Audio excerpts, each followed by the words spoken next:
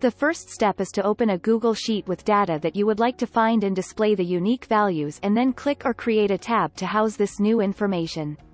For this example, click Counts.